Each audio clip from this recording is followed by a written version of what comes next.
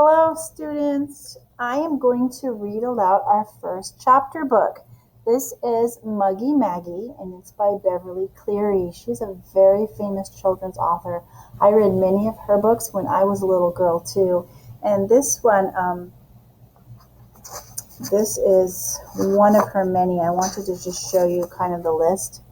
And I'm sure she's written even more than that. Beverly Cleary is 104 years old. She is still alive today. She had her birthday back in April.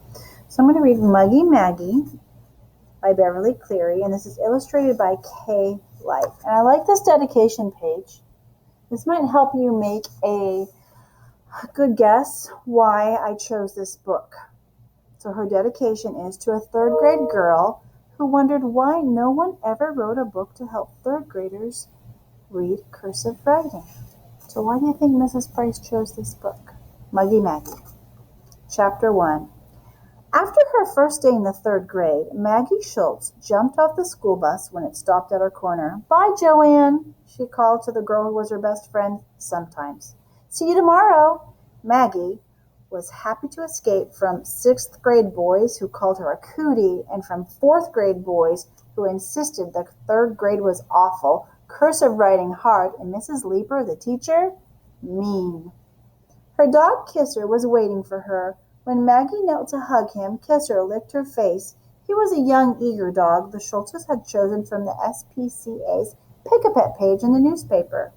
"A friendly cockapoo, looking for a child to love," was the description under his picture, a description that proved to be right.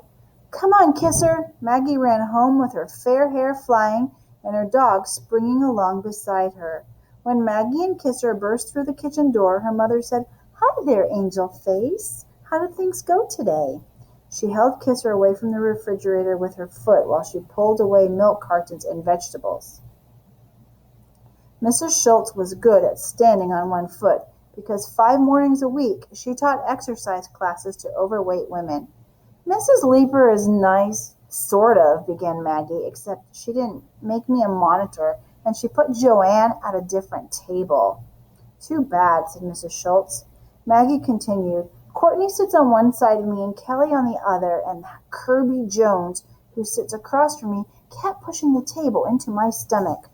"And what did you do?" Mrs. Schultz was taking eggs out of a carton and setting them in the white plastic egg tray in the refrigerator. "Pushed it back."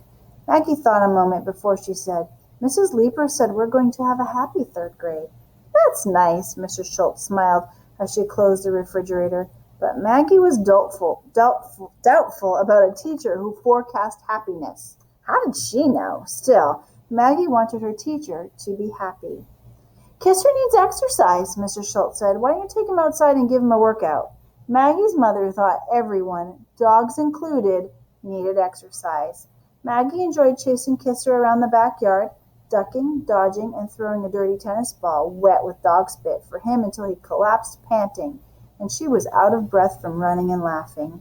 Refreshed and much more cheerful, Maggie was flipping through the television channels with the remote control, trying to find funny commercials when her father came home from work. "Daddy, Daddy," she cried, running to meet him.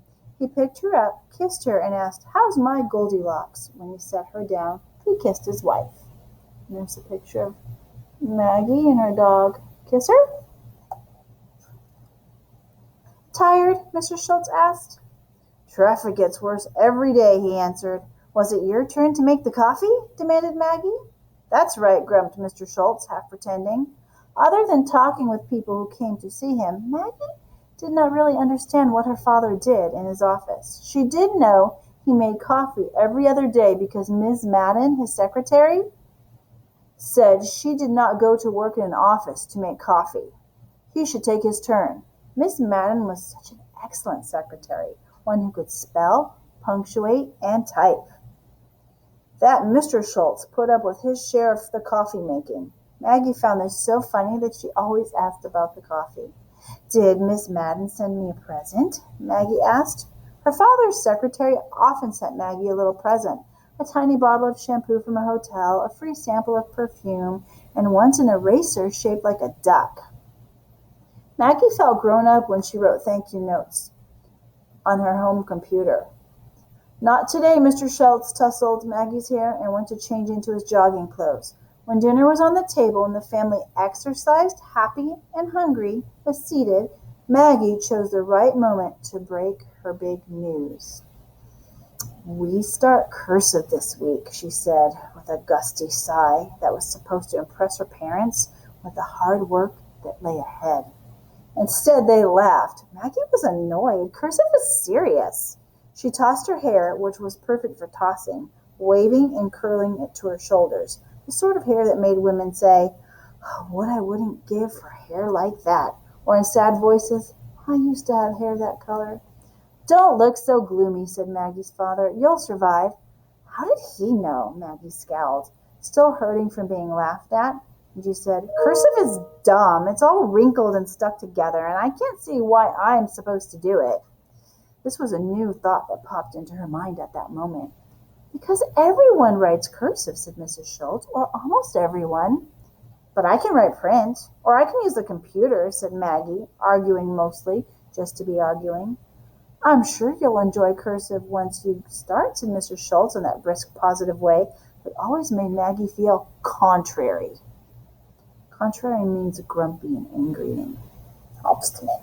"I will not enjoy it," thought Maggie, and she said, "All those loops and squiggles, I don't think I'll do it."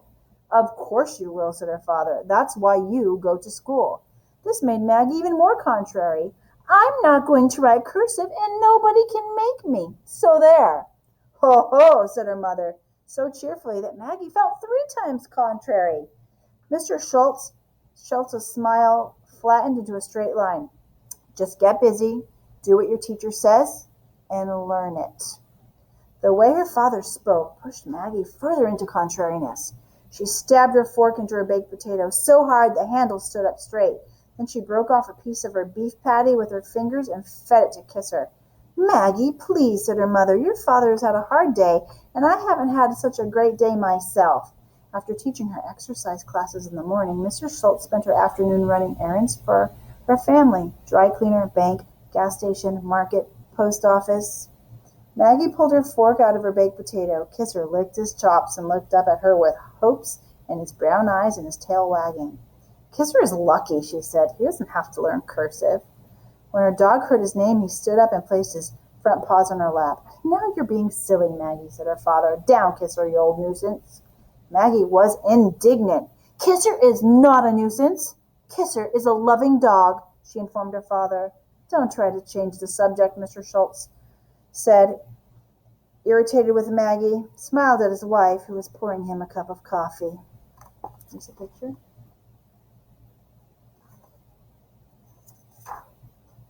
"Books are not written in cursive," Maggie pointed out. "I can read chapter books, and not everyone in my class is good at that." Mr. Schultz sipped his coffee. "True," he admitted, "but many things are written in cursive. Memos, letters, grocery lists, checks, lots of things. I can write letters and printing, and I never write those other things," argued Maggie, "so I am not going to learn cursive." She tossed her hair and asked to be excused. Kisser felt that he too was excused. He trotted after Maggie and jumped on her bed. As she hugged him, Maggie overheard her mother say, "I don't know what gets into Maggie. Most of the time she behaves herself, and then suddenly she doesn't." "Contrary kid," said her father.